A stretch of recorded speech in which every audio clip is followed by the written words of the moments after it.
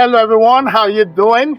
It's a beautiful sunny day and it's Father's Day celebration. With me is a wonderful lady, Gwyneth Chapman, who's doing a fantastic job for the community. You're doing a great job. But today we're focusing on celebrating Gwen's dad. Why? 9 times out of 10 that I've spoken with Gwen, she always refers to her dad. There must have been something that her dad impacted on her to make her such a great lady that she is. We celebrate what you do in the community, and we know there's a lot more in there. But let's start about you. Please introduce yourself for the benefit of those who don't yet know you. Okay, so thank you so much, first of all, Emmanuel, Welcome. for what you do. Yeah. You're awesome. You continuously trying to promote the good in our community, so we appreciate that.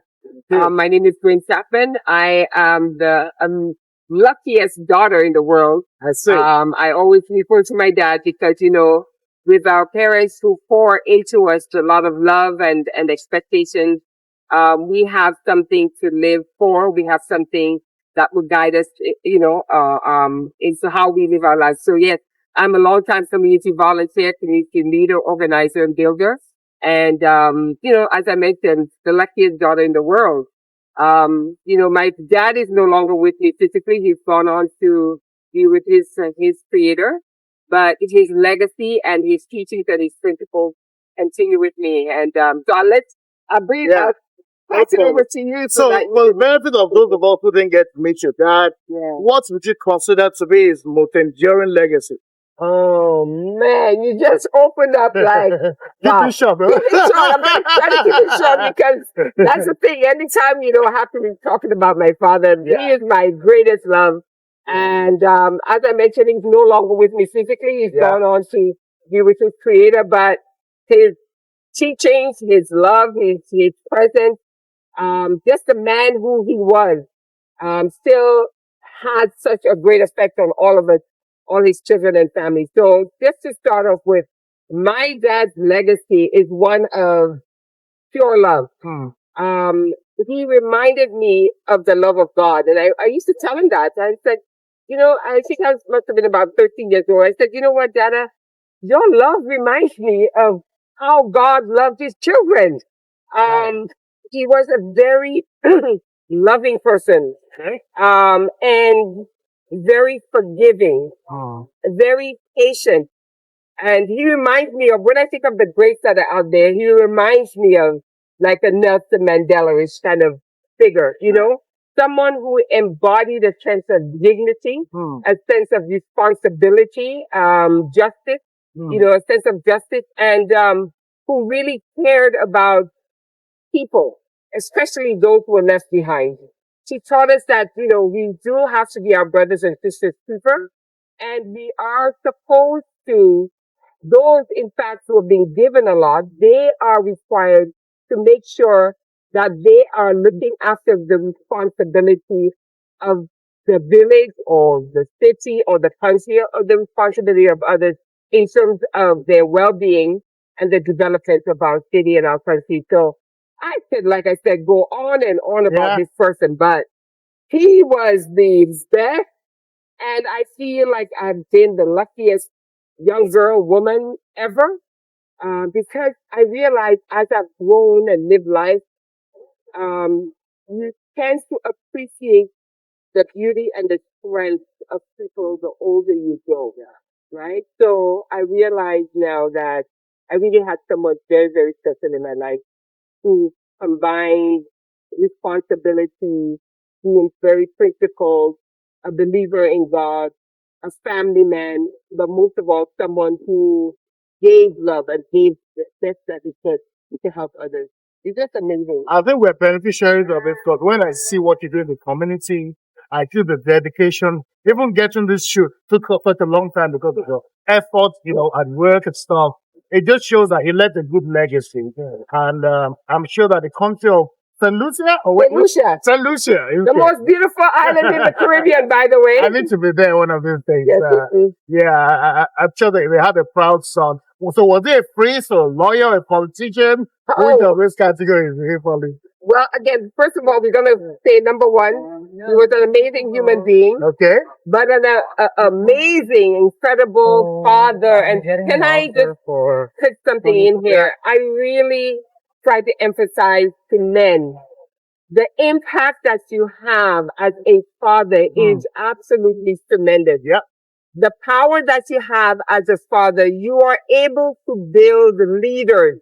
You are able to be the king and queen makers. Yeah. When you exude all that you have, the potential and the power of a father, I am telling you, your children will not feel that there's anything that they cannot accomplish. So I always, like I say, encourage men to take their role seriously and understand the power and the impact you will have as a father in the lives of your children. Amazing. You know? Yeah. The only thing I'll add to that, which is fantastic, is that as fathers, we have a lot of responsibilities on us. Yeah. But it's also okay to admit when we make mistakes. Absolutely. Because I think that's one of because the weight of the decisions we make are not just on us, it's on the entire family. My decision to come here, my family from Nigeria, Africa, to Canada has altered destiny, so to speak. So when we as fathers also get it wrong, it's okay to course correct. Absolutely. That's something I just wanted to add to it. Yeah, absolutely. Because you're human beings, right? You're human beings. And you know what? Yeah.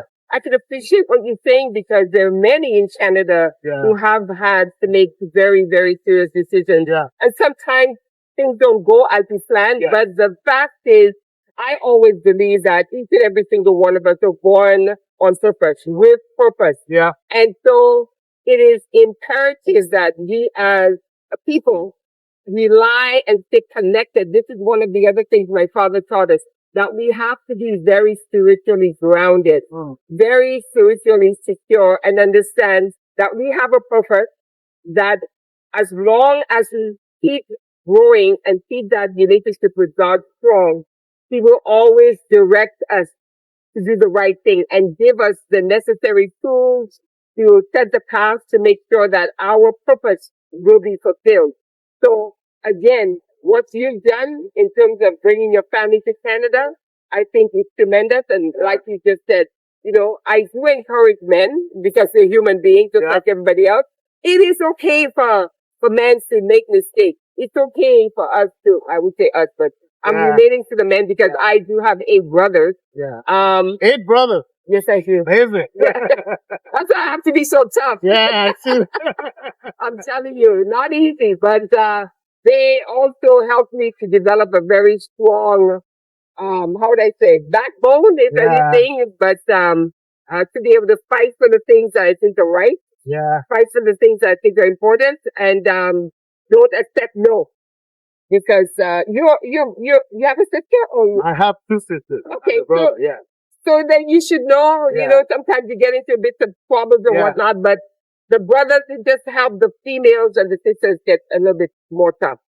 So, as you mentioned, you know, you asked about at least my father in terms of what he did, but my father was a chief agriculturist officer. Then he moved into, oh boy, so many different positions. He kept on growing. Okay. You know, position after position. He was managing director of the West Indian banana exporting company. Amazing. He did so much. He was the permanent secretary of land, agriculture, fishing and economic development. Wow. He was the managing director, helped develop a credit union for government staff. Oh boy, he's done quite a bit to the point where he was actually responsible for the economic development of St. Lucia and the social development, which we didn't really understand because we just thought, oh yeah, it's just dad. But it's later in life you realize, oh wow, he really did a lot. And you're not surprised because he was such a dedicated individual who saw himself in the community, right? So whatever and however he worked for us, he took that commitment, he took that responsibility, and he also poured it out to the country and to the Commonwealth to the point where he received, I think, member of the Order of the British Empire, and I think member of the British Empire officer as well. Wow. So he received a lot of accolades before his time was up Wow. because of the sacrifices that he made and the contributions that he made to us. But again, I always go back to he was just a beautiful person. Yeah. And I tell my brothers and all the men that I know, you know, children are not looking for you to be wealthy and to have all the luxuries and whatnot. But even if you barely have anything in terms of financial wealth or whatever, what the children need, what your children need is your time, is your attention. So when you look at them, when they're speaking to you, you give them all the attention. You make them feel like they're the most important thing in your life. Pockets. When children and young people get that consistency in terms of your attention, fathers, you are developing a giant. Man. And the reason why I say a giant, because self-confidence comes from someone you look up to, someone who is responsible for you, saying that you are so important that there's nothing as important as you. And when you have that love, when you have that sense of belonging and acceptance and value, there is absolutely nothing that you cannot accomplish as a child of a parent like that. So this is what I'm saying in terms of my experience with my father. He poured everything that was good into me. He listened to me. He made me feel very important, and he did not neglect me. Oh my goodness. It's like I said, go on and on. I am going to. All right. So, Daddy, wherever you are, we're saying thank you on behalf of Gwyneth because you produced a very wonderful daughter, and she's representing your family, representing your country, representing so many things that are positive about your upbringing. So, thank you so much. Thank you. About you, do you want to say anything? What's next in life for you? Are you the elections are up? Are you considering election? Oh, don't even go there. Don't even try that. No. I got a lot of people asking me about that for many years. So, and you're doing the same. But no, all of the elections are coming up. All I would like to say is that to our Black community, our beautiful, brilliant, bold, amazing Black community, full of love. Listen, we come from a legacy of greatness. We are in this country, we're also Canadians. Yeah. It is very important for us to be able to fully exercise all that we have within. Those in power will not respect us if we do not respect our political power. Let me repeat that again. If we do not respect our political power, those in power will not respect us. So I'm asking everyone to make sure that they get out and they vote. Run for office if you need to. Join a campaign. Learn about the political system because that is our power. And we need to be able to understand how that works. Get involved. Make an impact using that power. So I'm not going to be running for office, no. But I am doing my part in terms of educating, mobilizing the community to make sure that they're involved. How about you? So that makes two of us. How about, oh no, I was just going to say, how about you? So what are you running for office? I did consider it, to be honest. Okay. But I just thought the timing was not right. But I'm supporting a number of people in my town of Milton who have, identified that they want to be elected and will support one another because the time has come for us to have that representation and belief. Wow, I love it. But I appreciate what you're doing, the work that you're doing. Thank you. Everybody has a role to play. And I see that you've carved out your niche and you continue to help motivate us, to show us who we are, and to always highlight all the amazing things that our beautiful, Black, brilliant community is doing right here in Canada. So keep up the good work. Thank you, Gwyneth. And on that note, we'd like to say thank you. Yes. And see you on the next one. Have a good one. Bye for now.